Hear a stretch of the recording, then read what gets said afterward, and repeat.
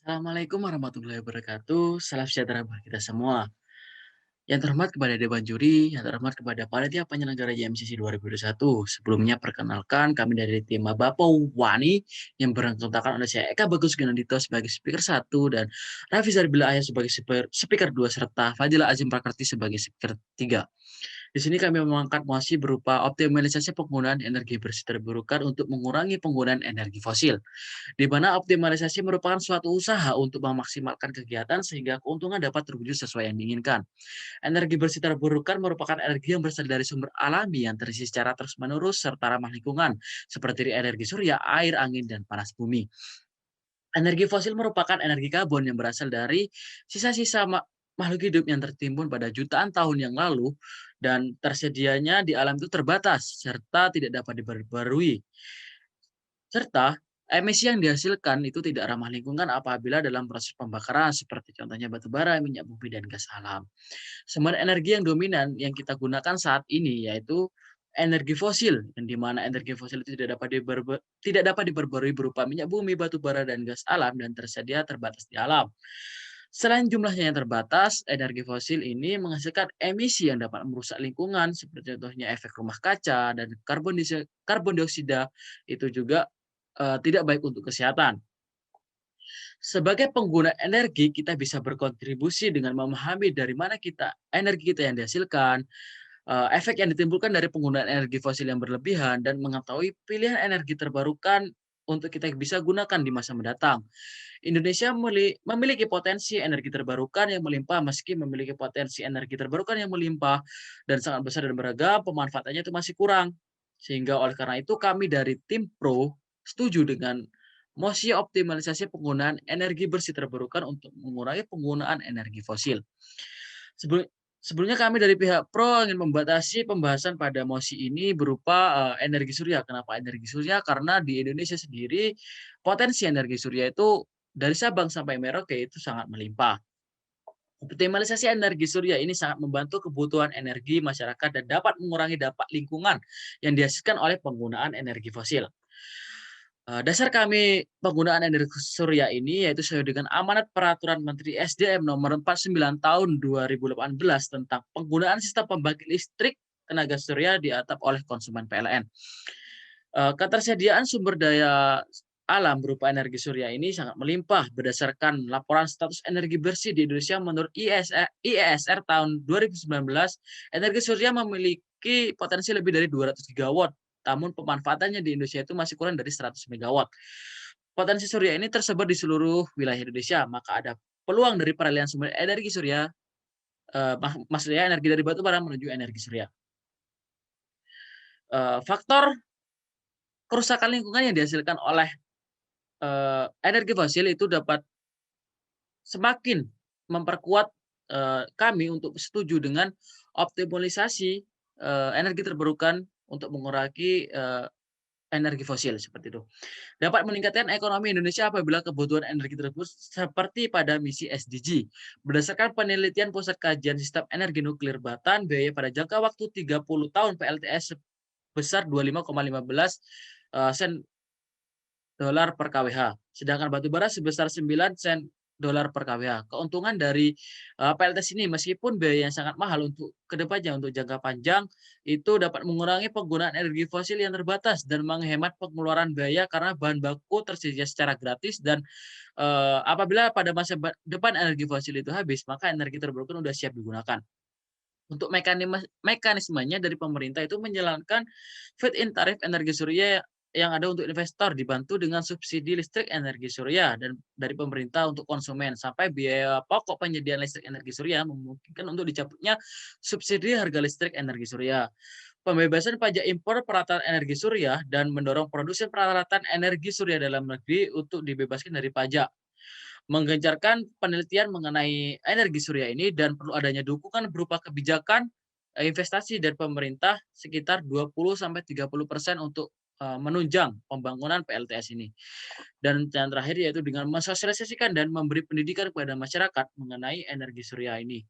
Kami dari pihak Pro sangat setuju dengan optimalisasi ini karena potensi dari energi surya sendiri di Indonesia itu sangat bagus dan sehingga untuk kedepannya dapat mengurangi penggunaan energi fosil sehingga lingkungan dapat terselamatkan dan eh, lebih hijau. Sekian dari tim Pro. Terima kasih. Bisa menggantikan penggunaan energi fosil yaitu batu bara dalam pencapaian target Sustainable Development Goals SDGs 2030 mengenai energi bersih dan juga terjangkau. Di sini alasan saya mengapa saya tidak sepakat dengan pihak Pro. Di sini saya sampaikan bahwa yang pertama, energi fosil terutama batu bara itu bisa dimaksimalkan dikarenakan cadangan batu bara Indonesia itu sangat melimpah.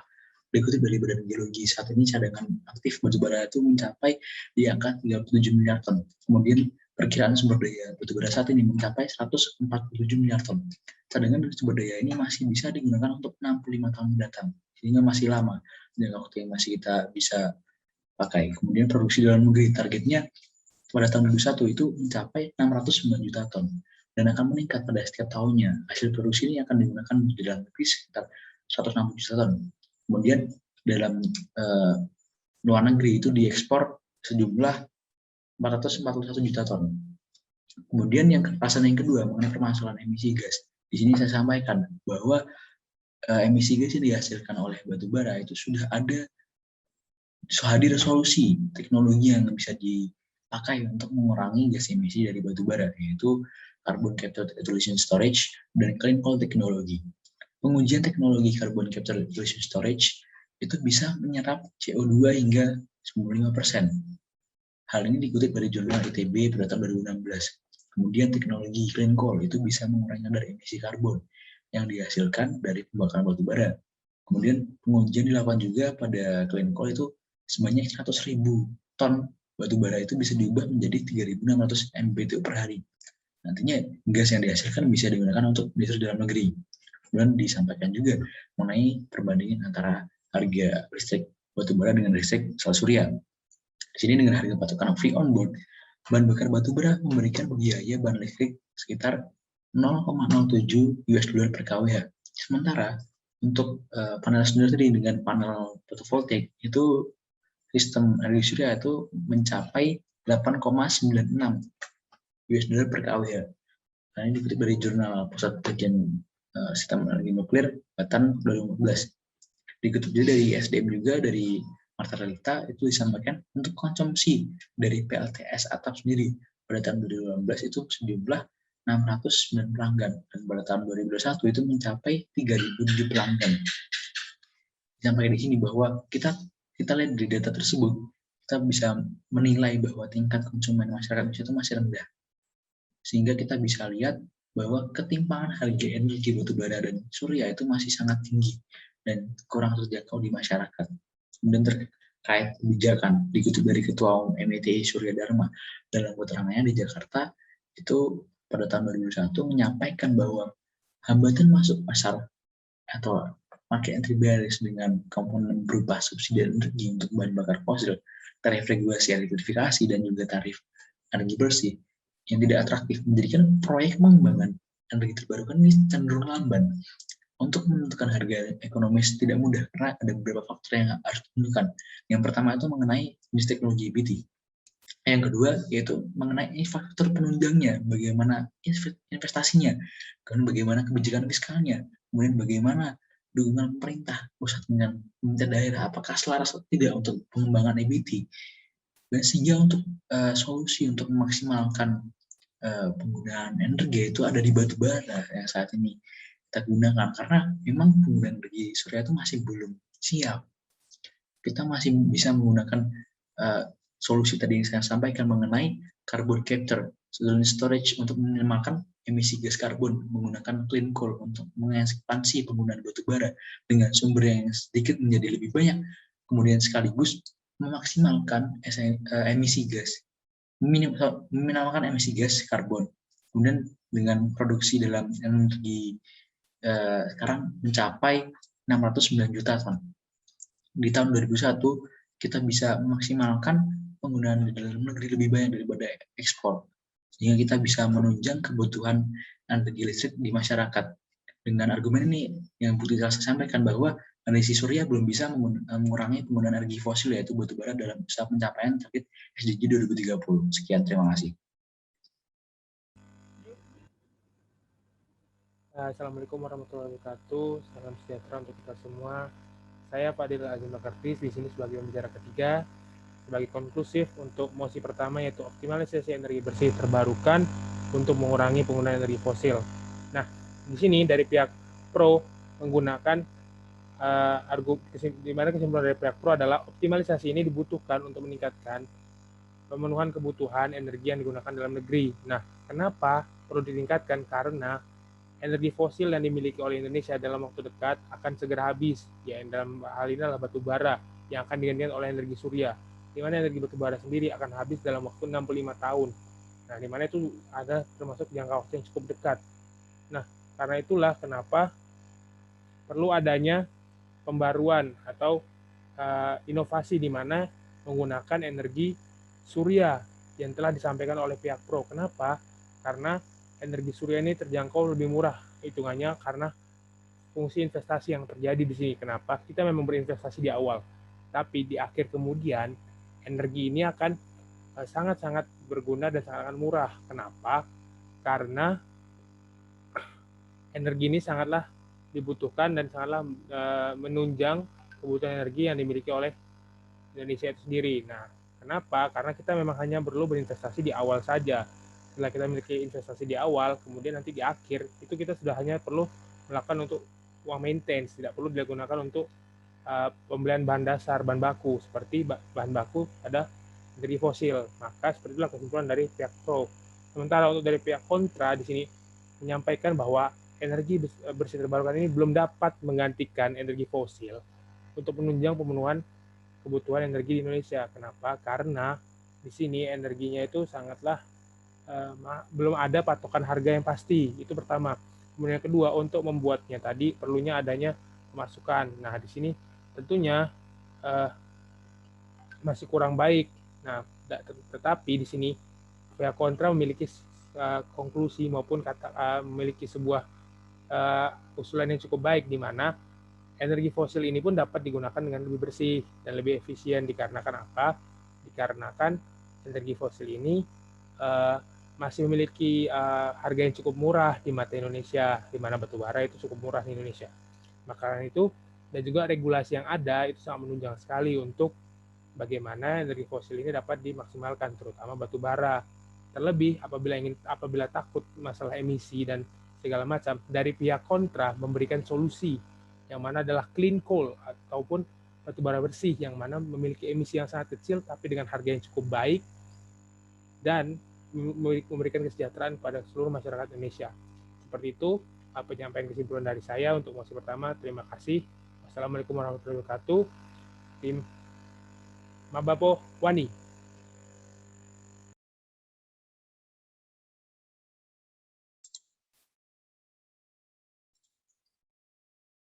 Baik, Assalamualaikum warahmatullahi wabarakatuh.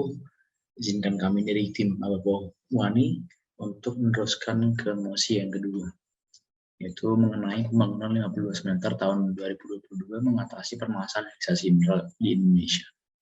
Izinkan saya memperkenalkan diri, saya sebagai pembicara pertama Rafidul Bahayar, kemudian pembicara kedua Fadila Azim Bakarti, kemudian pembicara ketiga yaitu Tika Bagus itu. Di sini saya sampaikan bahwa smelter ada fasilitas pengolahan hasil tambang yang berfungsi meningkatkan kandungan logam. Hilirisasi merupakan strategi meningkatkan nilai tambah SDA melalui proses pengolahan SDA suatu industri, mulai dari penyediaan bahan baku hingga barang jadi. Bagi Indonesia, hilirisasi industri pertambangan mineral tambang itu menjadi suatu keharusan. Sudah cukup lama ekspor Indonesia tergantung pada komoditas primer, dijual secara mentah. Kemudian pada titik ini, percepatan pembangunan smelter untuk memfasilitasi pengolahan pemurnian bahan tambang menjadi isu yang sangat strategis. Dengan proses pengolahan mineral mentah menjadi mineral olahan dalam negeri, maka proses industrialisasi Indonesia itu selangkah lebih maju. Karena saat ini laju pertumbuhan industri manufaktur selalu di bawah angka pertumbuhan ekonomi. Jika Indonesia ingin mencapai angka pertumbuhan ekonomi yang lebih tinggi, maka industrialisasi menjadi sebuah keniscayaan. Untuk mewujudkannya, dibutuhkan kebijakan dan strategi industrialisasi yang sistematis. terukur, dan saling terkoneksi dari hulu ke hilir. Pemerintah menargetkan pembangunan 52 unit smelter pada tahun 2022. Angka tersebut terdiri dari smelter nikel sebanyak 29 buah, 9 smelter bauksit, kemudian 4 smelter besi, 4 smelter tembaga, 2 smelter mangan, serta 4 smelter seng dan timbal. Dengan dibangunnya smelter akan meningkatkan harga jual komoditas tambang yang ada di Indonesia dan menyelesaikan masalah hilirisasi yang sedang terjadi di industri Indonesia saat ini. Oleh karena itu, dari pihak Pro sepakat dengan pembangunan 52 smelter pada tahun 2022 untuk mengatasi permasalahan hilirisasi mineral di Indonesia. Alasannya, yang pertama, kenapa dari kami pihak Pro sepakat, yaitu membuka banyak lapangan pekerjaan. Di sini dari pihak pengusaha smelter akan membutuhkan banyak pekerja yang berusaha untuk bekerja di sana. Maka dari itu di sini alasan pertama itu bisa membuka banyak lapangan pekerjaan. Yang kedua, meningkatkan harga jual komoditas tambang Indonesia di mata asing dengan sudah mendapatkan penjualan barang jadi dan tidak barang mentah lagi. Itu hal positif yang didapatkan. Kemudian yang ketiga, dengan ini dapat meningkatkan pendapatan negara dari komoditas tambang.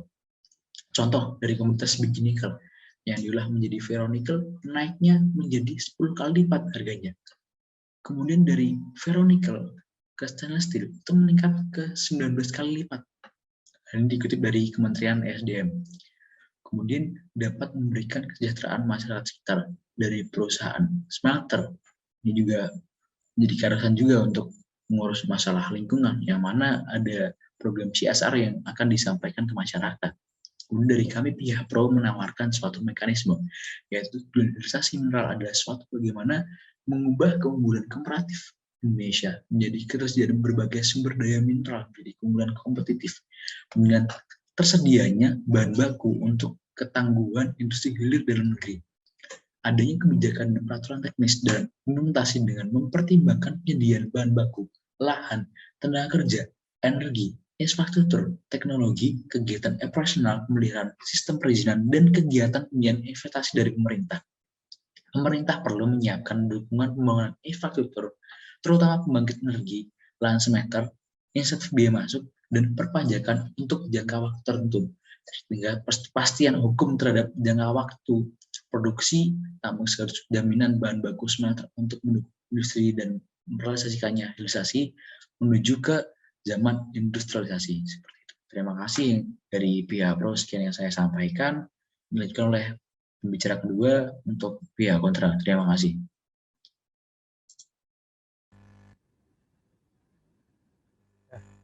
Ini perkenalkanlah kembali saya Khalil Lagi Pakarti sebagai pembicara kedua untuk mosi pembangunan 52 smelter di tahun 2022 untuk menyelesaikan permasalahan hilirisasi mineral di Indonesia. Nah, pertama saya ingin membantah pendapat dari tim Pro yang mana adalah mendukung untuk peraturan ini tadi disahkan dengan mengundang investor-investor asing dan membuka lapangan pekerjaan. Nah, kenapa saya tidak setuju di sini? Karena investor asing memiliki banyak sekali keuntungan yang lebih banyak dibanding investor dalam negeri, seperti bahan baku yang murah, kemudian dia dapat penjualan yang lebih mahal, dan juga belum tentu mereka ingin mempekerjakan semua warga negara Indonesia. Tentunya mereka ingin mengambil warga negara asing. Nah, di sini itu akan tidak menciptakan lapangan kerja yang efektif untuk keseluruhan masyarakat Indonesia, seperti itu. Nah, yang kedua, tentunya di sini kesejahteraan rakyat Indonesia akan dirugikan dibanding dengan kita menggunakan investor dalam negeri, yang mana itu sangat saya dukung dengan begini.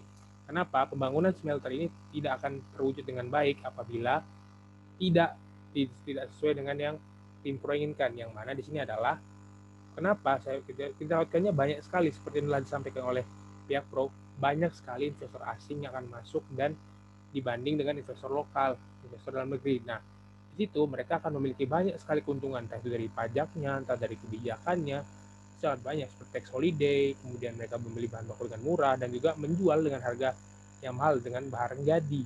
Itu pertama. Yang kedua adalah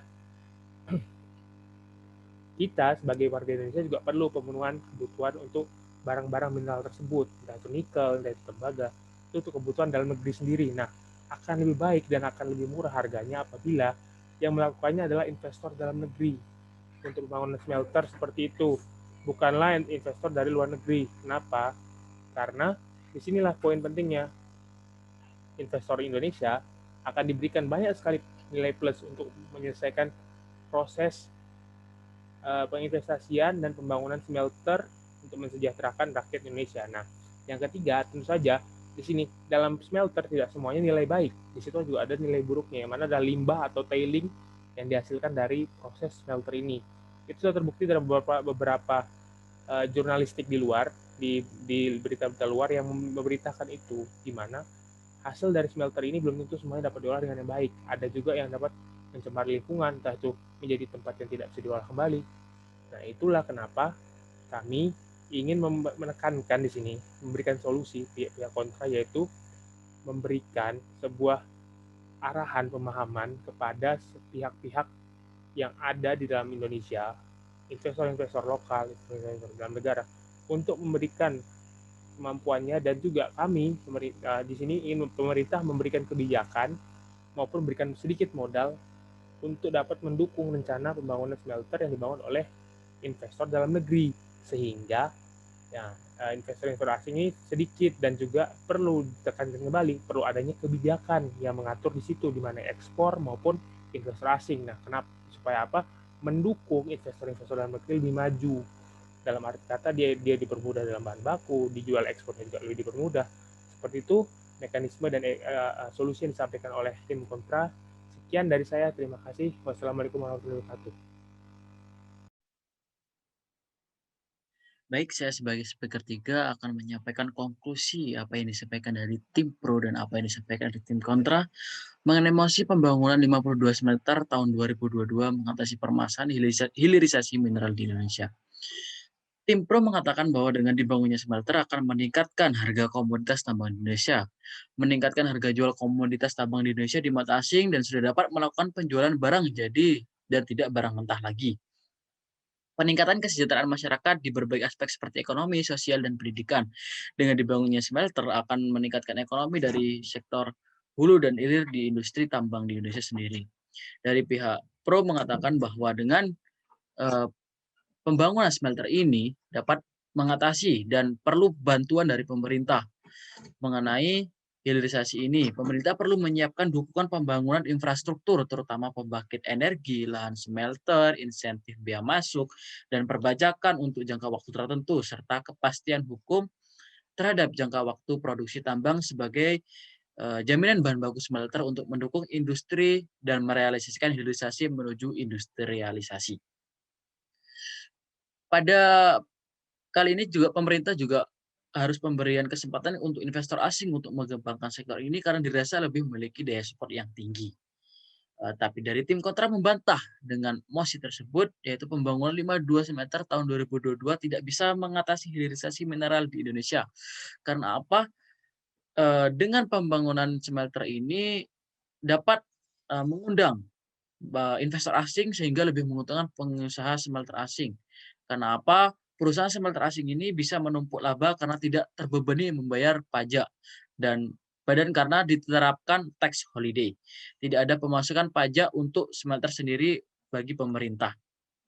Pengusaha asing ini juga diuntungkan mendapatkan bahan baku lebih murah daripada pasar internasional, sehingga keuntungan yang didapat oleh pengusaha asing ini akan berlipat ganda daripada keuntungan yang didapat oleh pemerintah Indonesia sendiri.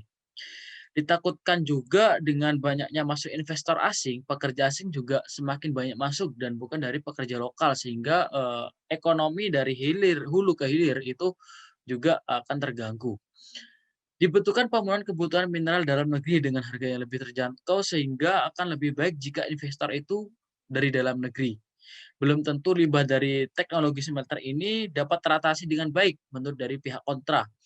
Dan solusi dari pihak kontra untuk menangani permasalahan ini yaitu memberikan pemahaman dan dukungan penuh kepada investor dalam negeri dengan berbagai cara seperti bantuan modal dan juga kebijakan yang mendukung investor dalam negeri dibandingkan investor asing. Seperti itu. Sekian, terima kasih. Wassalamualaikum warahmatullahi wabarakatuh.